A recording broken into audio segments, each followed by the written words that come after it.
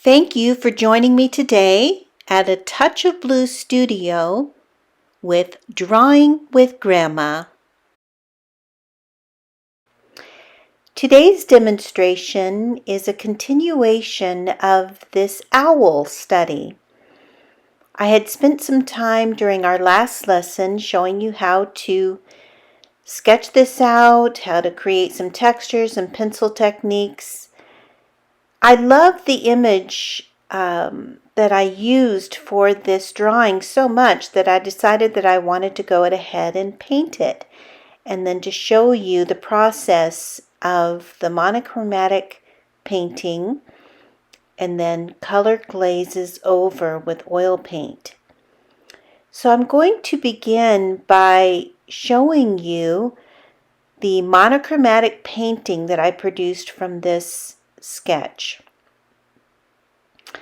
I am going to be working on a canvas, and so I consider this drawing a study just to help me to produce the image and to practice. But this is the image that I came up with on canvas with the monochromatic approach with my oil paints. So you can see that I used just two colors, ultramarine blue, and then I used burnt umber, and then white. I only used those two colors and white to create this monochromatic painting. And you can see that I can create with the ultramarine blue a variety of grays with a little bit of the brown into it, and I can get a very dark hue that looks like black, but it's really just the brown and the blue together. So I can create a blue range, I can create all kinds of brownish grays and blue grays, and by adding white I can create lighter tints of those. And by leaving the white out, I can create the darker shades. So here you can see a variety of the values and the range of colors that I was able to mix up with just those two colors and occasionally the white. So this was my palette for the underpainting that was considered a monochromatic, but really it's two colors, with the ultramarine blue and the burnt umber brown, and then white. So after painting this, I had to let it dry, and now I want to use this burnt sienna, which is on the left, and the sap green to begin washing in layers of oil paint that are transparent. So you can see that I have focused on the image, the light areas on the left, and there's going to be more shadowed areas on the right side of the owl. I have tried to add as much detail as I can, and I want to focus now on the head. And specifically, I've been excited to work with the eyes, and the only part of the painting that has yellow is those beautiful eyes. So I'm going to lay those in first. I used linseed oil to dilute the oil paint so that the underpainting shows through. Now I'm going to take some ultramarine blue and some Payne's Gray, which is a very dark blue. And by adding linseed oil, I make a transparent glaze, and I'm going to go over the areas that are shadowed. And I want to develop deep blue shadows. So here I can develop them on the right side, where you see that shadowed triangle area above his wing, and then it casts this shadow across that whole right side. I will continue the shadow with the ultramarine blue there on the center and the right side of his beak, underneath those hairs. And wherever there is another object covering and in front of it, we want to create a cast shadow. In that left eye, we wanted to create a cast shadow as well. So you can see how I worked on that. And so I'm just going through the whole painting and taking ultramarine blue shadow colors into all the areas that would have a hint of overlay of shadows.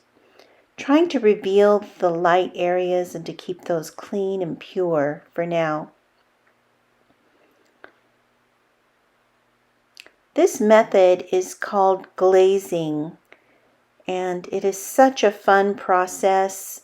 So I like to do my oil painting studies with these underpaintings of monochromatic or two-color ranges of study, and then use glazes to enrich and saturate my color choices and to emphasize the shadows and the highlights. So here I'm going in now with that beautiful reddish brown that I had on my palette, and it is diluted with linseed oil, and I'm washing over areas that have that rich brown, and it's hinting throughout his patterns on his wings and the structure of his feathers, as well as in some of the shadows as well. So I want to enrich this color emphasis with that reddish brown, and then I will balance it out with more shadows later. I'm going to now use the sap green to wash in a whole area behind him. So the whole background behind those branches is going to be kind of a deep, rich green, a brownish green, to show that he's in a natural setting. And the sap green will go beautifully with that reddish brown. They are complementary colors, green and reds, and so they will work well together and enhance the intensity of each other. So I'm going to take in that sap green, wash it over the whole background, and then I'm going to develop some lighter values of that green later. The branches have a very strong contrast from one side to the other. So the left side, where the light is coming from, will be lighter values, and then the right side will have a deep brown where there's a strong shadow contrast. And that I don't want to overemphasize those branches because I want the focus to be on the owl. I want to suggest the background. I want to suggest those branches, but not have them be a focal point in the whole overall image. So now I want to emphasize those black feathery spots and to add some contrast to the whole image. I want to work on some detail. Make sure that beak is straight. I want to go over those shadowed areas again, and then use this special brush that has a nice angle on it in order to make some real delicate feathery marks with my brush. I want to add some texture, some pattern, so I'm going to take some gray into that right side. And then on the left side, I want to emphasize the form of his head and to re-emphasize those little feathery highlights coming out to shape his chest.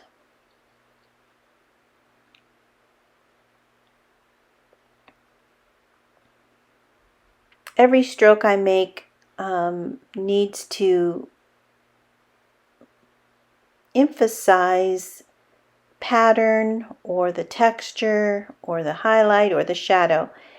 And that's part of the challenge, is to make good choices and to think before you make each stage in the development of a painting.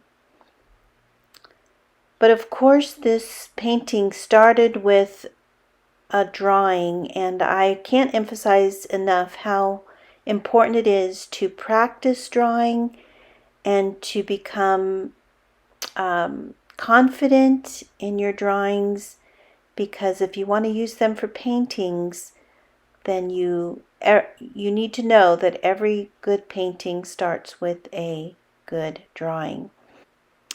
So now I want to continue working on some of those details. And you can see that I'm trying to blend those groupings of hairs together and to encourage those strands to kind of work in relationship to one another. So there's also highlights and individual sections of hair and pattern that are really important for the development of this whole overall image. Those little delicate hairs are very important for that focal point, which we want to be around his eyes and nose. Those little highlights along the right edge of him will actually accentuate the emphasis on the way the light is hitting him and hitting those branches.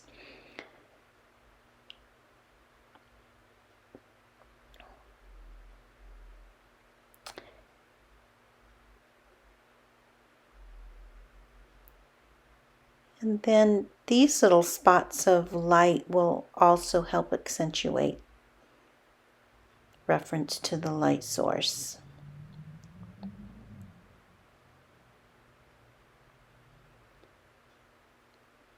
It's very challenging to get those hairs to lay in a way that they look like they're interacting, but it's a fun challenge.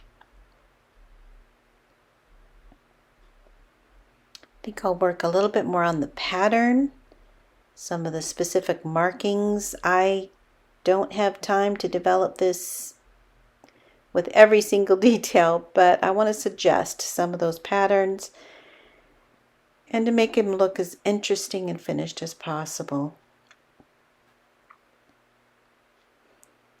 So here he is, near completion. I may want to spend a little bit more time with him, but I think I will have to have him dry, and then I can apply some final layers.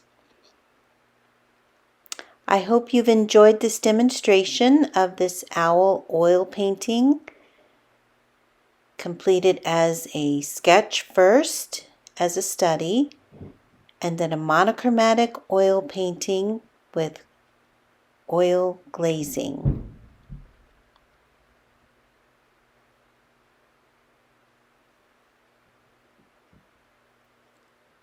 Thank you for joining me at A Touch of Blue Studio with Drawing and Painting with Grandma.